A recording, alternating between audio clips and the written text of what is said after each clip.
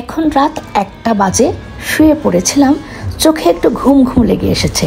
হঠাৎ গানের শব্দে ঘুম ভেঙে গেল। আমার পাশের রুমের সাথে ছেলের স্টুডিও, আর রেকর্ডিং চলছে স্টুডিওতে। একটা গানের পেছনে অনেক গল্প থাকে।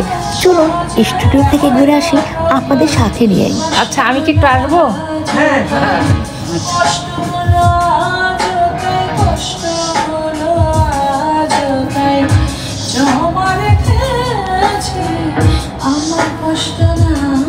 আসসালামু আলাইকুম।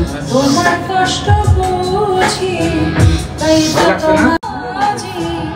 আমার কষ্ট না বুঝলে।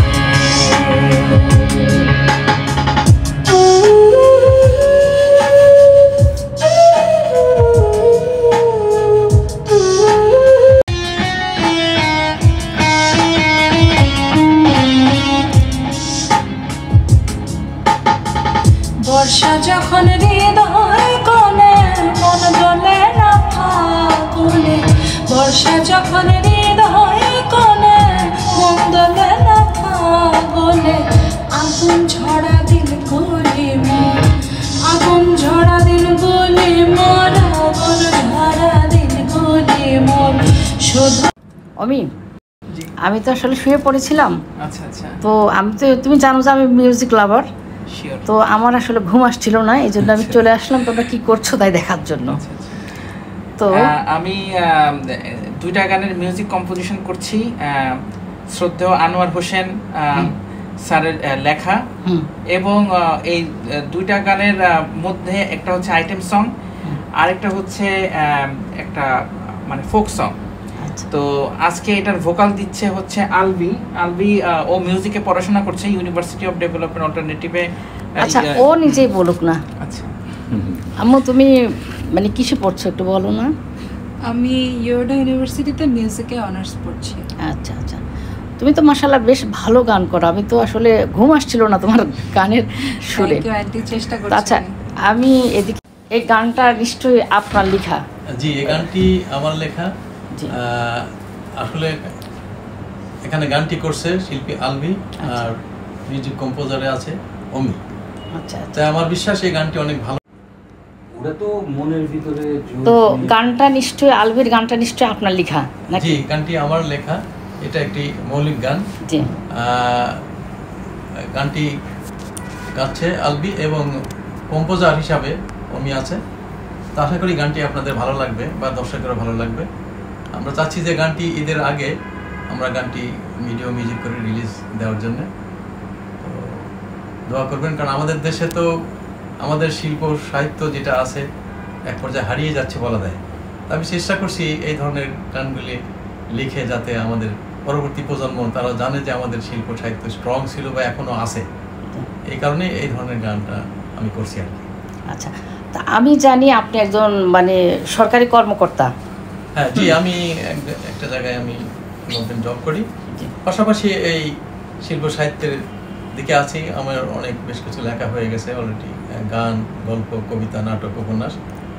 তো এখন চিন্তা করছি যে গানটা ফেলে রাখলে হবে না, কারণ আমাদের দেশের যে বর্তমান শিল্পীরা আছে তারা এই ধরনের গান খুব একটা ভালো গাইতে চায় না। তারা আধুনিক গানের দিকে ঝুঁকছে, বা ওই র্যাপ গান বা ওই আপনার ওই যে মাইকেল জ্যাকসন ধরনের গান তারা গেতে চায়। হ্যাঁ, তবে আমি মনে করি আমাদের সংস্কৃতি সবই দরকার আছে, তবে আমাদের ঐতিহ্যকে আমরা যাতে ভুলে না যাই সেজন্য আমরা এই গানগুলো টিকে রাখার চেষ্টা করি। মানে আপনি একান্ত মিউজিক ভালোবাসেন, লিখতে পছন্দ করেন, এই শখ থেকে আপনার মানে জবের পাশাপাশি আপনি এখন আসলে যারা পছন্দ করে গান বা সুর, তারা আসলে এর সাথে জড়িত। বয়স লাগে না, এটা যে কোনো বয়সেই করা যায়। হ্যাঁ, আমি ছোটবেলা থেকে আমার এই গানের প্রতি একটা ঝোঁক আছে। হয়তো ওইভাবে আমি নিজে শিল্পী না, তবে গান আমি লিখতে পারি বা লিখি। আমি যখন কলেজ লাইফে তখন থেকে আমার এই তো নিশ্চয়ই ভাবি আপনাকে অনেক উৎসাহিত করে, না হলে আপনি এত রাতে এইভাবে এত কষ্ট করে সময় দিচ্ছেন। হ্যাঁ, অবশ্যই ফ্যামিলি সাপোর্ট তো অবশ্যই থাকতে হবে, সেও আমার সাপোর্ট দেয়, কারণ না হলে তো আমি এই পর্যায়ে আসতে পারতাম না। আপনার সাথে যারা আসছেন ওনারা কে?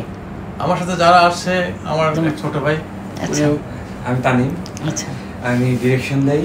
আচ্ছা, তো অনেকদিন গ্যাপ ছিল, আবার নতুন করে কাজ শুরু করছি। তো দেখি চিন্তা ভাবনা আছে যে রিলিজ করার জন্য গান দুইটা। এটা আচ্ছা, নিয়ে আচ্ছা। রাত্রিগত পরিশ্রম সবার। আচ্ছা, আপনি কে? আমি রুমি, আচ্ছা, আমি মিউজিক লাভার বলতে পারেন, আচ্ছা। কিন্তু কোনো মিউজিশিয়ান না, কিছু না, পছন্দ করি, ভালো লাগে। যাই হোক, আপনাদের প্রশংসা না করে পারছি না এত রাতে এইভাবে আপনারা।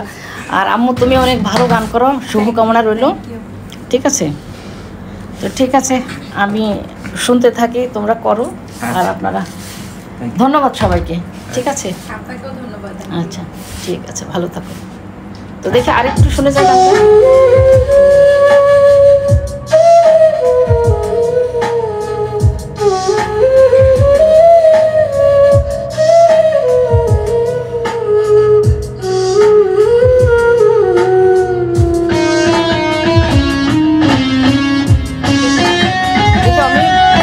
এই হচ্ছে আমার ছেলে অমিত। তো অমিত কাজ আপনাদের কেমন লাগে? আমি অমির সাথে আজকে পর্যন্ত 3 দিন আমার সাথে দেখা হলো। আচ্ছা, গানের কাজে আমি 2 দিন এসেছিলাম। জি, আমি যতদূর মনে হয়েছে সে এ বয়সে এই গান জগতে বা কম্পোজার হিসাবে সে জি। একদম ভালো করবে, এবং এখনই সে অলরেডি ভালো করছে, আমি নিজে দেখছি, কারণ আমার গান করে আমি বুঝছি আর কি। তো যাই হোক, অমির জন্য দোয়া করবেন, হ্যাঁ। ওর জন্য আরো ভালো ভালো কাজ উপহার দিতে পারে সবাইকে। ঠিক আছে, অবশ্যই দোয়া করি। তো আমি তোমাদের একটু ডিস্টার্ব করলাম, ঠিক আছে? সমস্যা নেই। আচ্ছা। তো দর্শক শ্রোতারা, আপনাদেরকে একটা কথাই বলবো যে আপনারা সবসময় বাংলা গানের সাথে থাকবেন, বাংলাদেশকে ভালোবাসবেন, বাংলাদেশের শিল্পীদের ভালোবাসবেন, বাংলাদেশি কালচারকে ভালোবাসবেন, এবং সবসময় আমাদের জন্য দোয়া করবেন। সবাইকে অনেক অনেক শুভকামনা। আল্লাহ হাফেজ। আচ্ছা, ঠিক আছে, আল্লাহ হাফিজ। হ্যাঁ।